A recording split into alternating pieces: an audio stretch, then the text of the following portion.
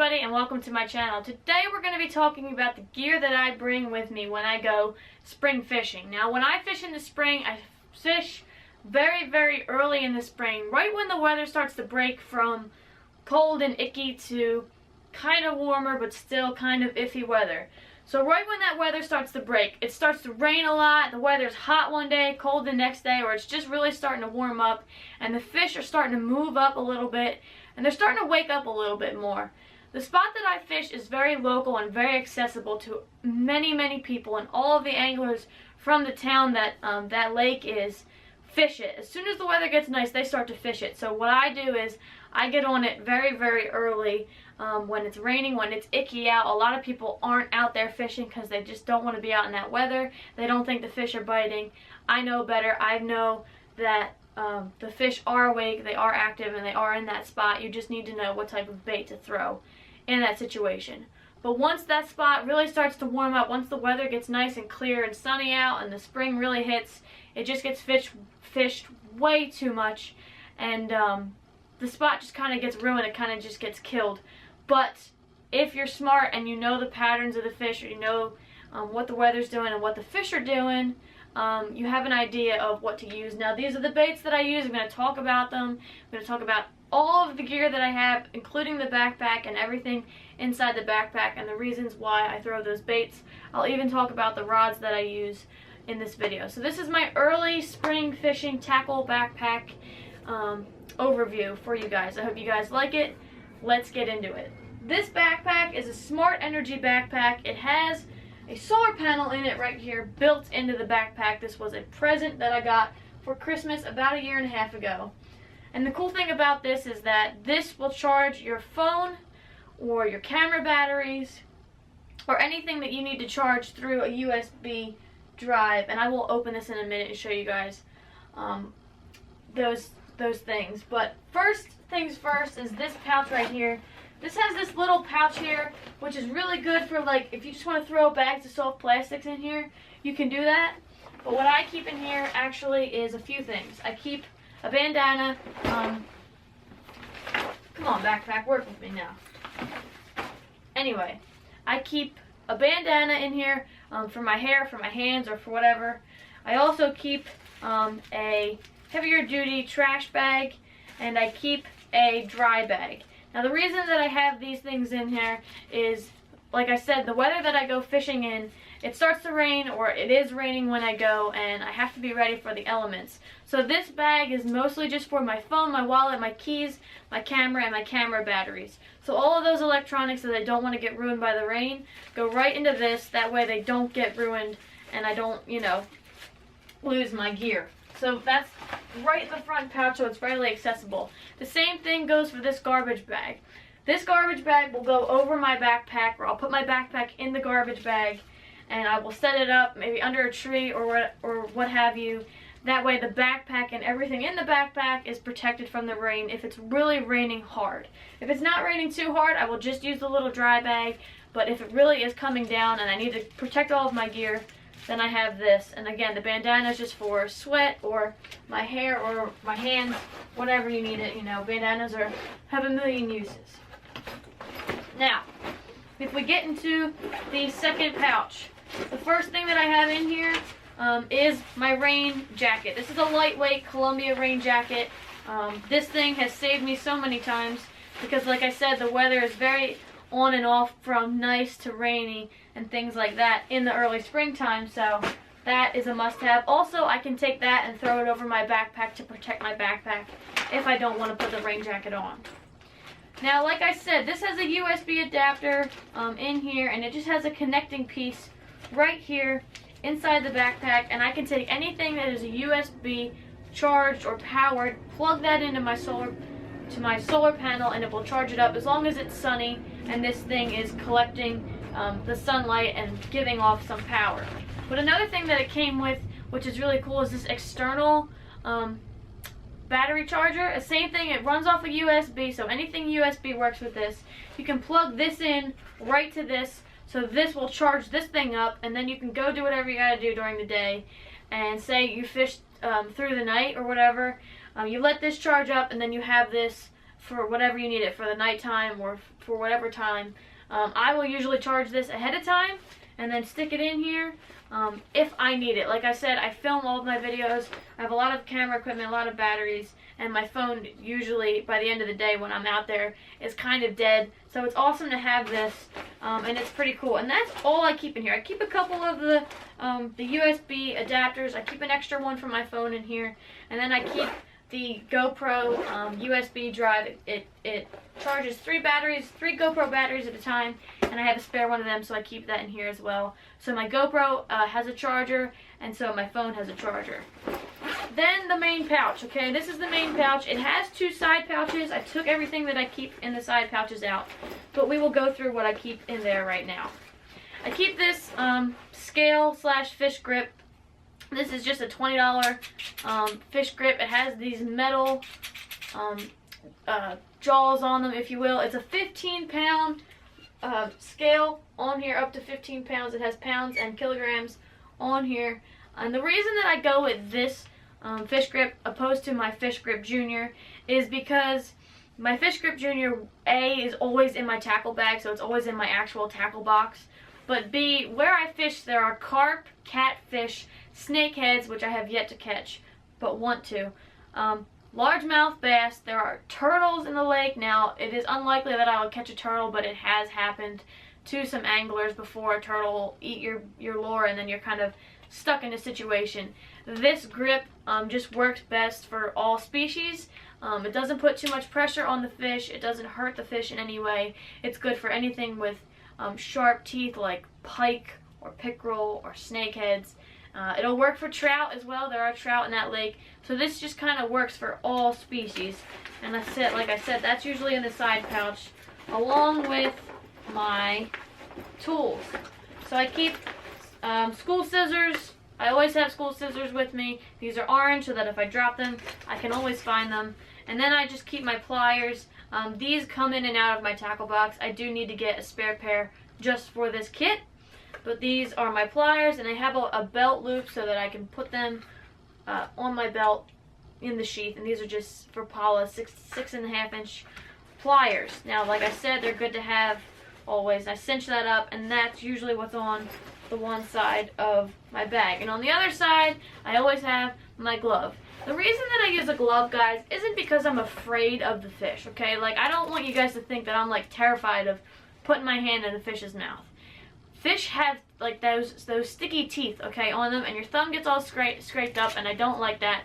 And I just feel more comfortable going in and grabbing the fish like this and getting it locked, paralyzing it, getting the hook out, and then releasing it. I don't like using my hand. I will use my hand sometimes without the glove just for smaller fish, but I honestly just prefer using a glove.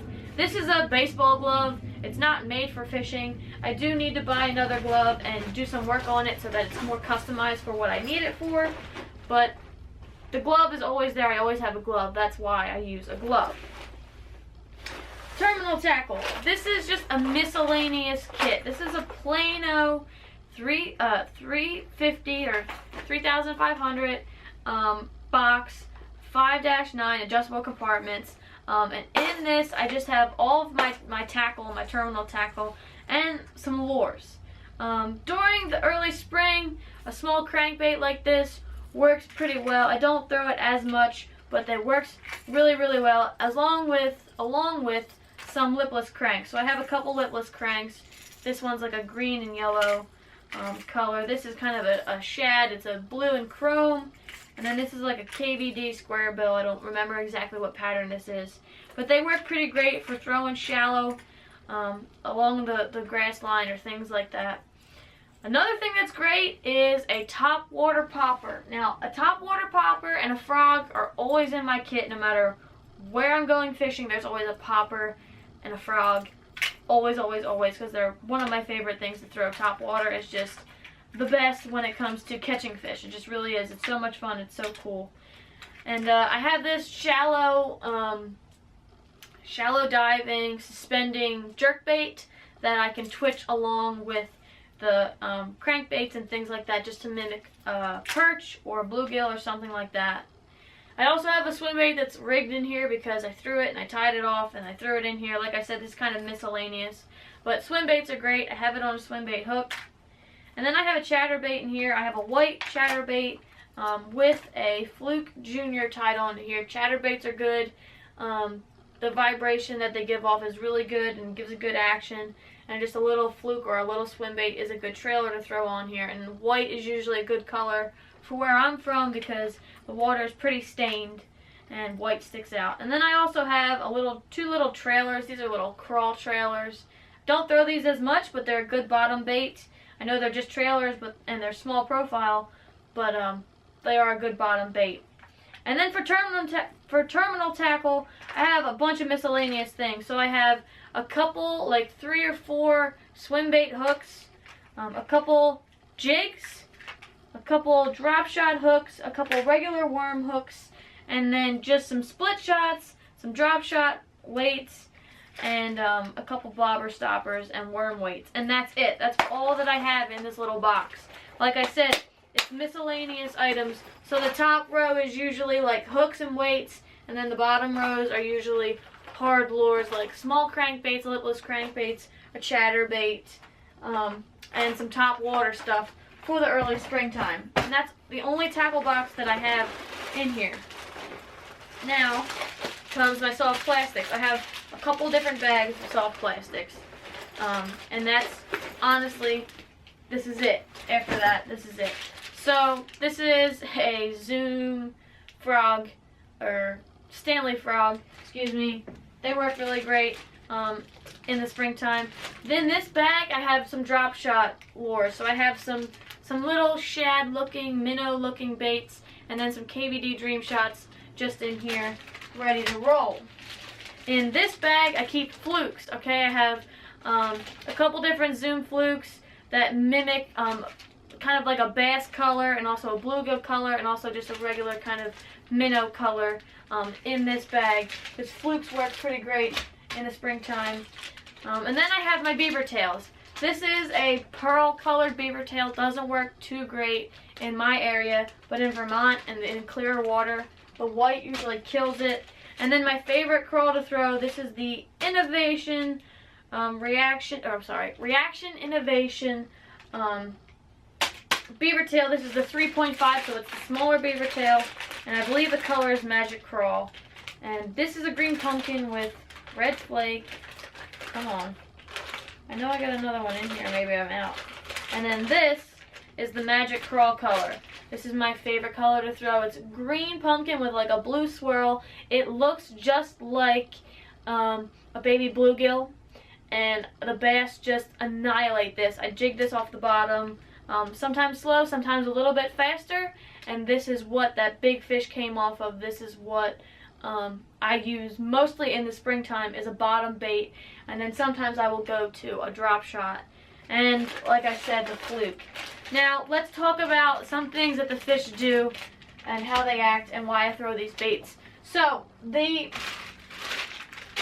two right here, the beaver tails are for they're a bottom bait, okay? There's something that I will work right in the early spring when it's still a little bit colder, and sometimes when it's rainy, and I work it slowly off the bottom. I start very slow, and if that doesn't work, I speed it up a little bit, and if that doesn't work, I speed it up a little bit more.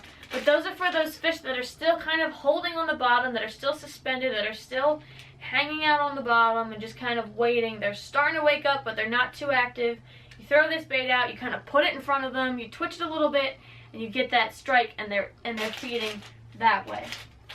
And then when the water gets a little bit nicer out, something like a drop shot that's not too high off the ground. I'll usually use like a 6-inch leader, which it really isn't that high off the bottom. I'll use a drop shot, and I'll use something that looks like a minnow or like a baby bluegill or something like that the bass are feeding on.